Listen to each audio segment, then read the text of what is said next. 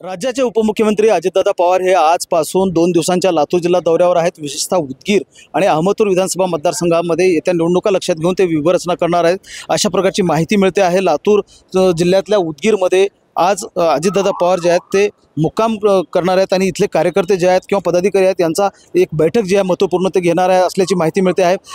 उदगीर विधानसभा मतदारसंघामध्ये जी काही विकासाची कामं झाली आहेत त्याचं उद्घाटन अजितदादा पवार यांच्या हस्ते करण्यात येणार आहे। त्याचबरोबर मुख्यमंत्री लाडकी बहीण योजनेचे जे लाभार्थी आहेत त्यांचा एक मेळावा देखील उदगीरच्या जिल्हा परिषद मैदानावर आज होतो आहे। आणि लक्षात घेतलं आपण तर लातूर जिल्ह्यातल्या 6 विधानसभा मतदारसंघांपैकी 2 विधानसभा मतदारसंघ जे आहेत उदगीर आणि अहमदपूर हे अजितदादा पवार गटाकडे आहेत। क्रीडा मंत्री संजय बनसोडे हे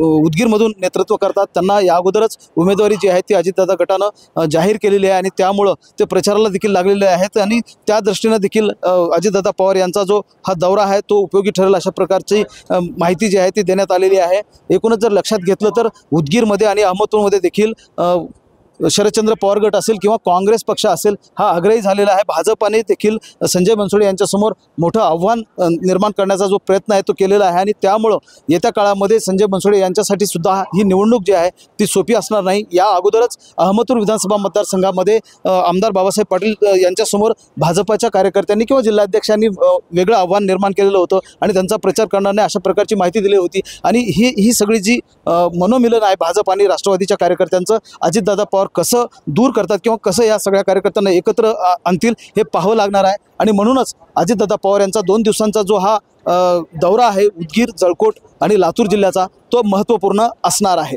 महेंद्र जोंधळे, TV9 मराठी, लातूर।